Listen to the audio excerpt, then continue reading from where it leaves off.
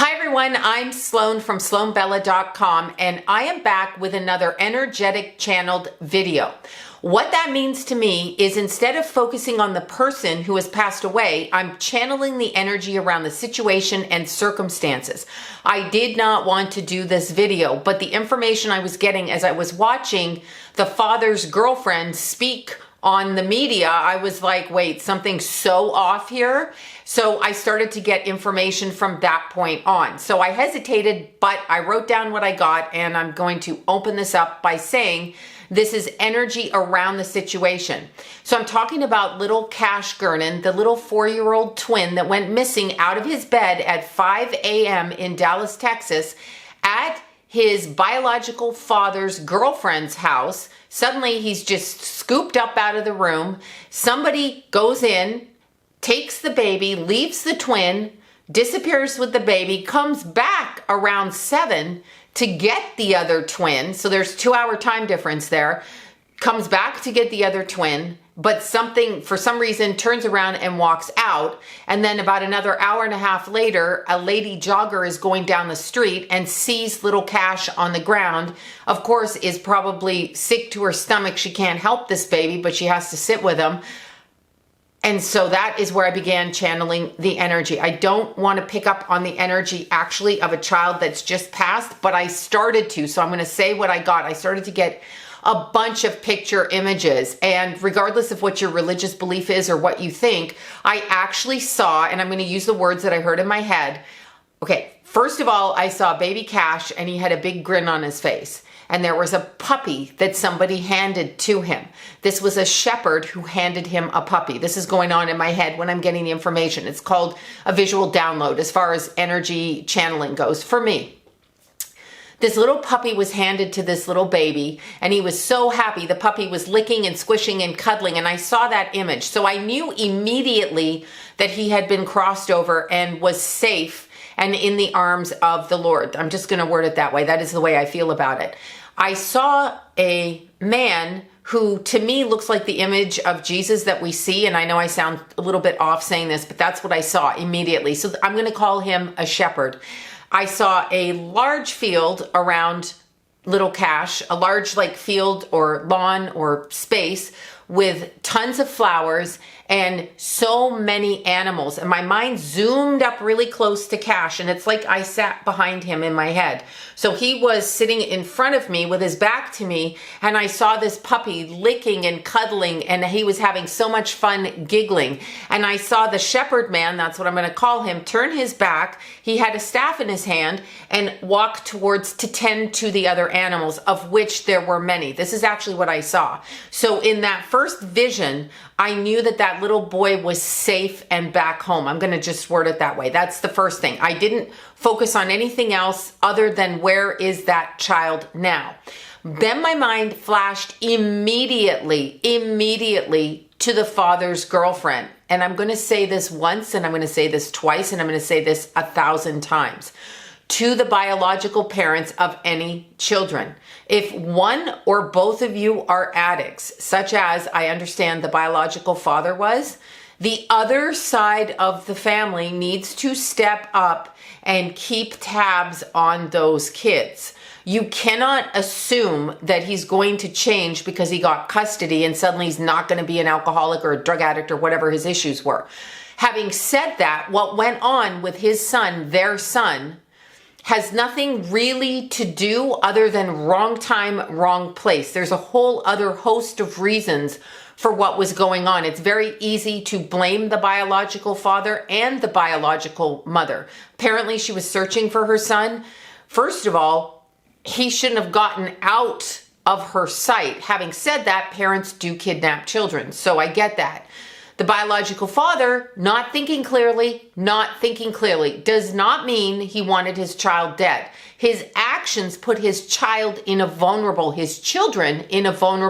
situation, as did the mothers, both of them. They should. And where is the family court judge? What is going on with children in our court system that this father with a clear addiction issue, everybody says it, warrants out for his... Why is he watching the babies? Why is he not notifying the mother? What's the spitefulness in this that he's not taking the babies back to their biological mother and letting her family watch them? Is there something else going on there?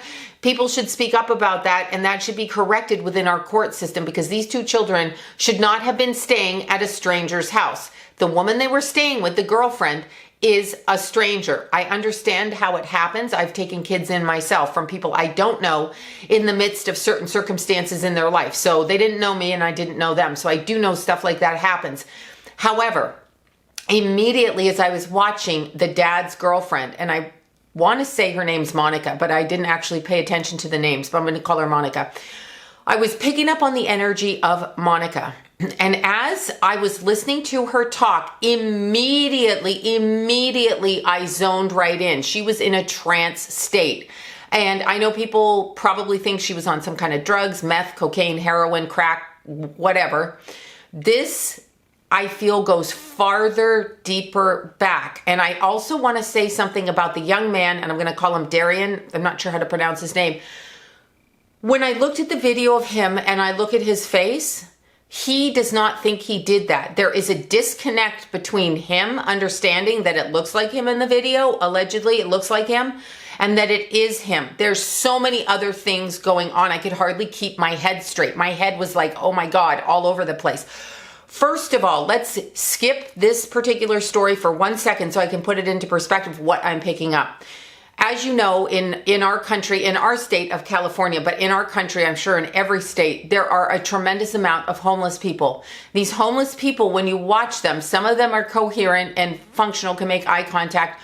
Others appear to be drugged out of their mind. And some of them walk down the street almost like they're a remote control robot, walking through the streets, and you're like, what is going on? Who are they talking to? Now, I want to just jump to the word schizophrenic. Okay, in our medical DSM-5, DSM-4, DSM-3, the medical journal, okay, psychiatric journal, states that schizophrenia, and there's different forms of it, so forgive me for not labeling, there's like 4 different kinds. Anyway, they hear voices and they communicate in ways with voices that tell them to do either good or bad things or just things. And so schizophrenia can be brought on by biochemistry, is my understanding, by drugs, certain drugs, and also by certain traumas. But they never tell the truth about it. There is a psychic, spiritual component, a doorway that's unlocked in the head through the use of religious, over religious stimulation in early childhood. So hyper religion or fanatical religion in the house can open up the doorway, because I want people to understand, and I'm going to go out on a limb here and probably get a lot of hate mail. The way that we are taught religion in our society, in every church, pretty much under every denomination, is actually not completed in its thinking. So it leaves questions, okay, unanswered. Obviously, we don't know the answers because we're here and then the spiritual world is there. But I'm talking about how they tell you to pray and how they tell you to speak is sometimes backwards, okay? It's reversed. Therefore, it has a totally different effect on the people who actually believe it. If it is spoken to you in your childhood home of origin and it is continued to be spoken and spoken and spoken, it can open up portals in the body's energy field that allow different kinds of energy to come in and different thoughts. So it can provoke obsessive, what would the word be I would use? Obsessive criticism or hatred of the self in a reverse way. It's not presented that way openly, but I'm just asking you to entertain this for a minute. The second thing I see, and the reason I brought up the homeless people, is from my experience, okay, this is just me channeling energy, walking by homeless people all the time in Los Angeles. My energy when I'm around them is either fragmented. So when I walk by them, I have physical responses due to the, clairsentience of my body and also the empathic nature of how I pick up information. I will feel fragmented energy, almost like they show in cartoons. They show a gun coming out of the barrel of a bullet, and they show it fragmenting. I feel their energy like that. It's like snow on a TV screen. I see it that way. I feel it and I see it. And I'm like, that's some fragmented thinking, okay? The thinking is fragmented. What is that from? I don't know yet. But as I walk by different people, I will get that, or I will get a vibration that is so out of tune with how I perceive things that it's almost like a low humming power line coming from these people. So a low tonal, a deep tonal, so I'm going to use the word low because it's deep. It's not like a woman's voice. It's like a deep man's voice. Tonology coming from them that I'm like, what is that? Because I cannot tune my brain to it. It's very weird. Why would you expect me to? I know they're homeless and the people who aren't. But that's not what I'm saying. I notice that when I go through groups of homeless people, their tones are very similar. And that's weird to me because we all vibrate a little bit differently. We all have a uniqueness to our expression. So why am I going by these people and there's groups of them that express the same energy? Now get back to the young man that is supposedly on the video on the camera. And again, I wish they would make these videos or home cameras so like clear that you could actually see it, because every video I watch of a crime, every video, all of them have something where I could go, like that. So it's not clear. It's unfortunate, but they don't make them very clear for in-home videos. Having said that, this young man, I focused on his energy. The 18-year-old boy, I focused on his energy. And what I felt from his energy is that he has that same vibrational tone, that low vibrational tone. I actually specifically asked energetically, did you do this? And I'm going to word it to you this way. He feels like he didn't do it. That's not saying he's innocent. I'm not saying that, or guilty. I'm just saying his energy does not understand why anybody thinks he did this. There is a disassociation. But here's the thing. When I looked at the people, all of the people involved, kids, parents, people, fathers, mothers, cousins, neighbors, whatever, the father's girlfriend has the same disconnection. She is unaware of her part. She's definitely connected to this. Definitely connected. From what I pick up energetically, she's definitely connected. Something she's done or said around her children, and her children know. Her children know. There's a definite connection. There is a disconnect and then a connection. So both the young man, Darian, and the mother, Monica, have a disassociation and alters in their personality. I saw that very clearly. Neither one of them stands up and is actually who they are. Now, there's several ways we can go about this, and this is where I was getting with the homeless people that you see on your, big cities. Actually, they're everywhere now, but especially in California, I'll just use that as an example. A lot of these people, in my opinion, from the energy, have been tweaked mentally by something outside of themselves. And no, I'm not going demonic on this. I'm actually going governmental with this. This seems like some sort of a mass experiment. This is just what I'm picking up. The vibrational tone is not that of the spirit world. That does not mean entities can't come in and out of them when they're disassociated, because it can. This is something else. What they showed me was a tuning fork, okay? Like a total tuning fork like this, like a metal thing that looks like a magnet, but a tuning fork. And it feels like both, and this room is getting ice cold right now, okay? Ice cold. So I'm talking about them and they're coming into the room.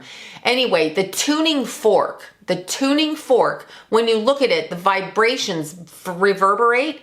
The father's girlfriend, Monica, and the boy in the video, allegedly, both vibrate on the similar tone. Why is that? They're two totally different people.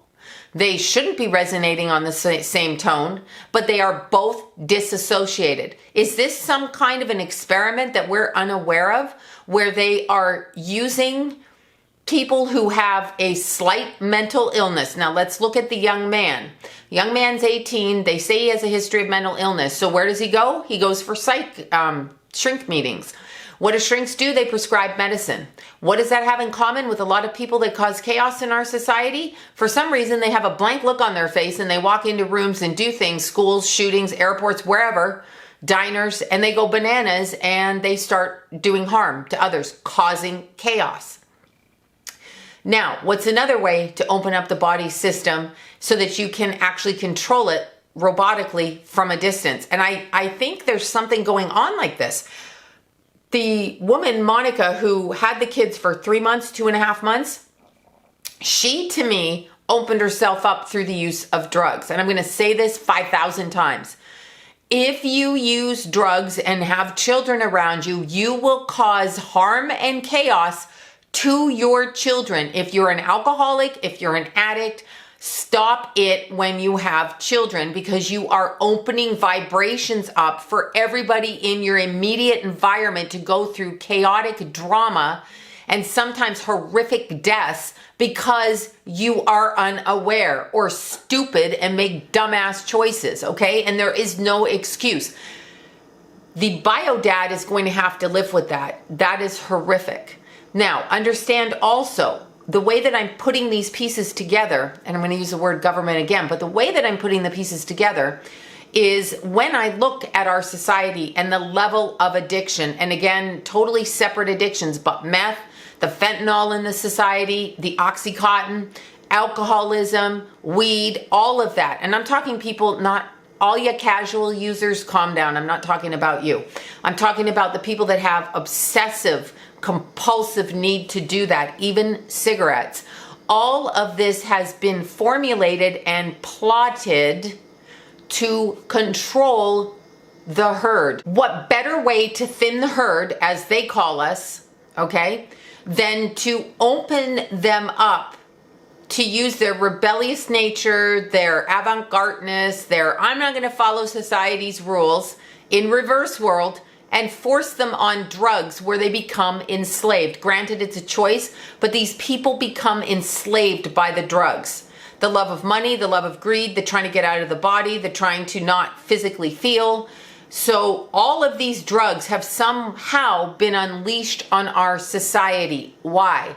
That's what I think this has to do with. I believe that this family who had little Cash and Carter energetically are disassociated. The mother, the alleged kidnapper, murderer, and the family. This is a study. Did you hear that bang on the wall? This is a study, okay? Study.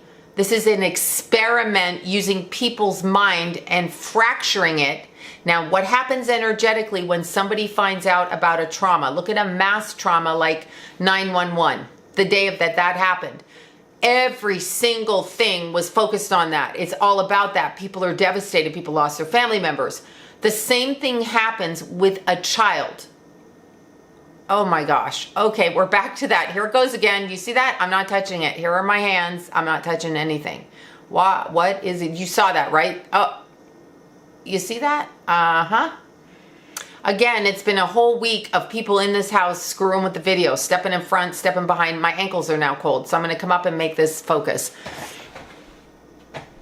Okay, so let's see if we're back to focus. I hope are we back on focus? Oh no.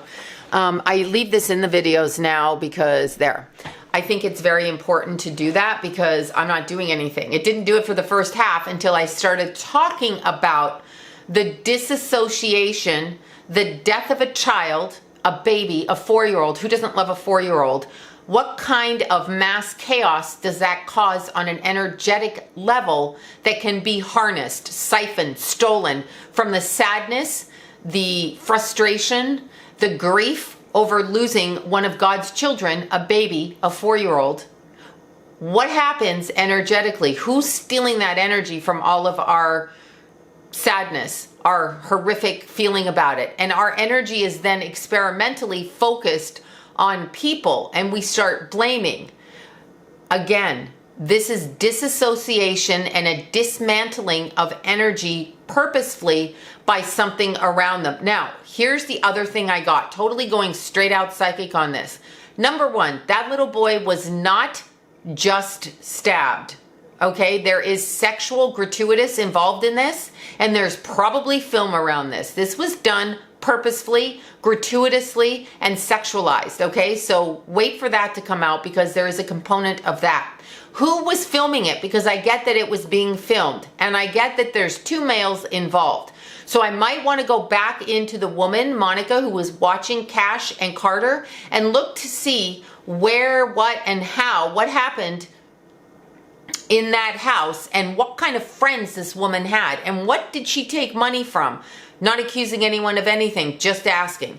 So I am seeing some sort of sexualization of baby Cash that I feel happened prior to his being kidnapped. So there was probably ongoing sexual abuse.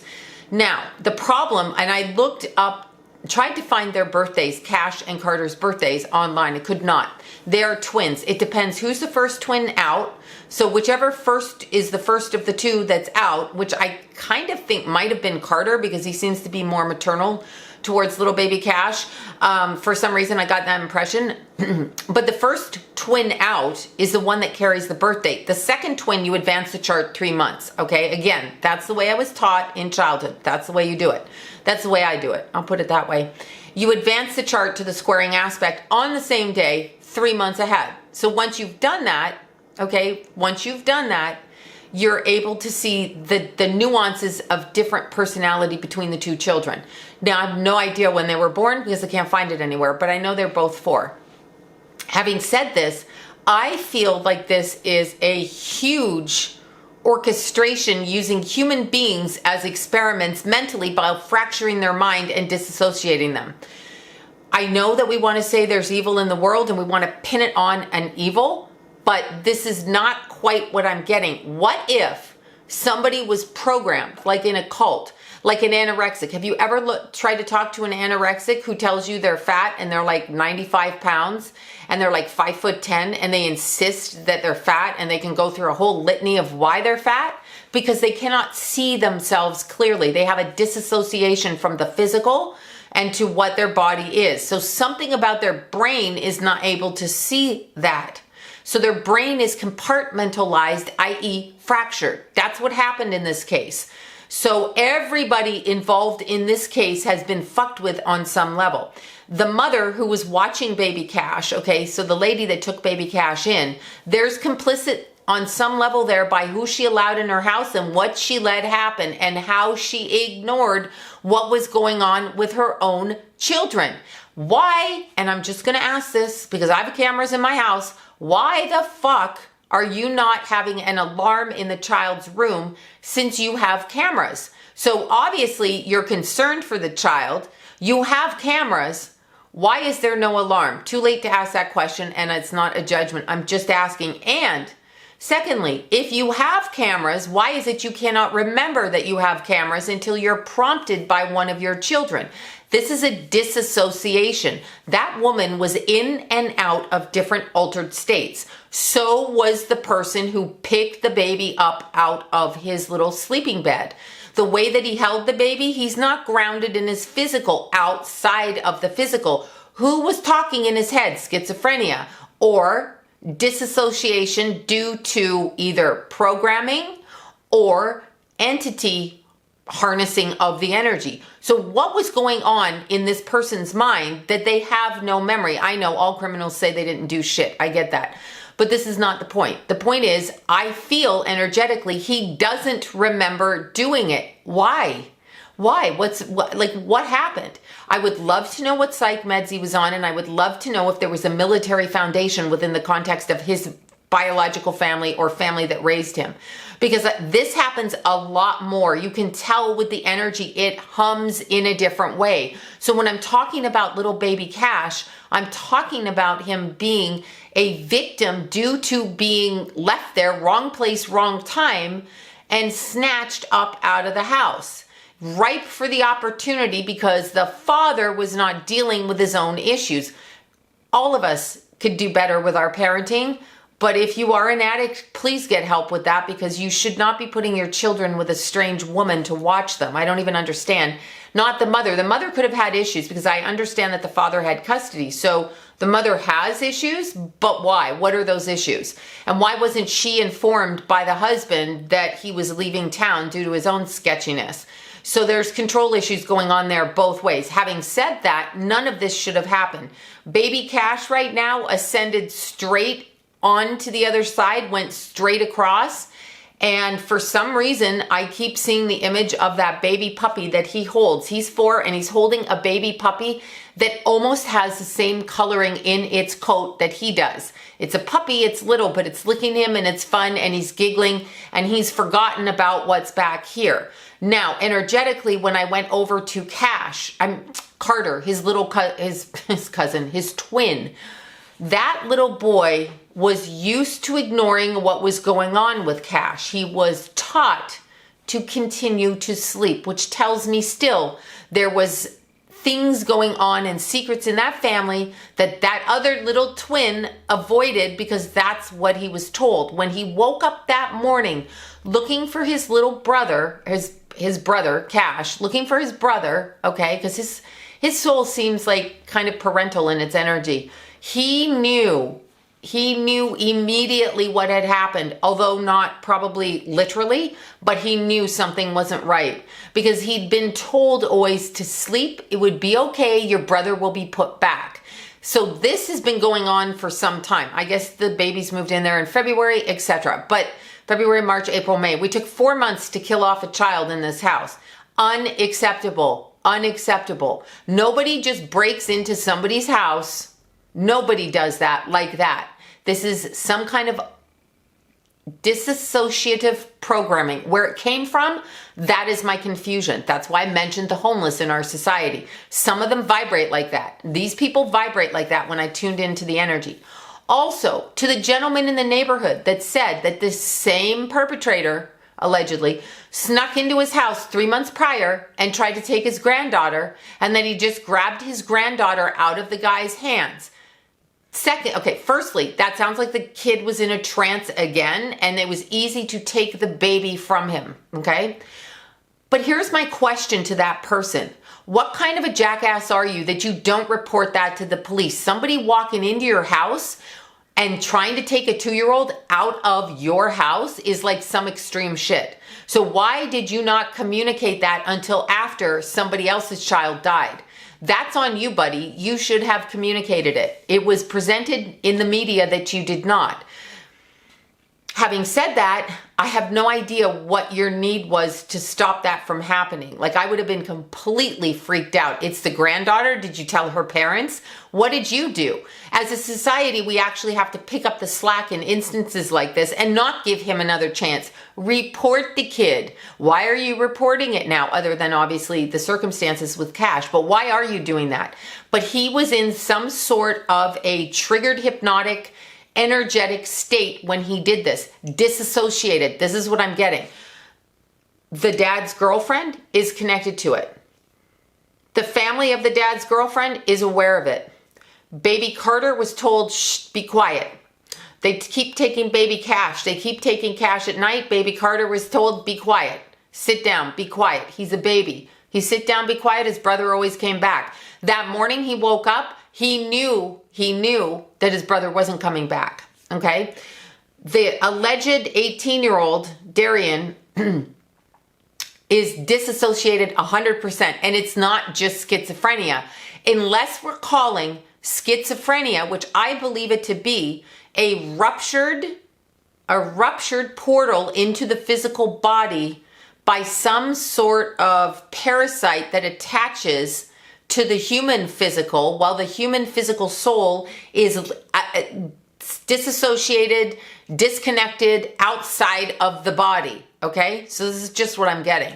So it's not quite as obvious. There are more than one person in that family that knows where that boy went from, and not the one that kidnapped him. That was a setup on purpose, meaning this was orchestrated, planned, and programmed into him to do that. Why?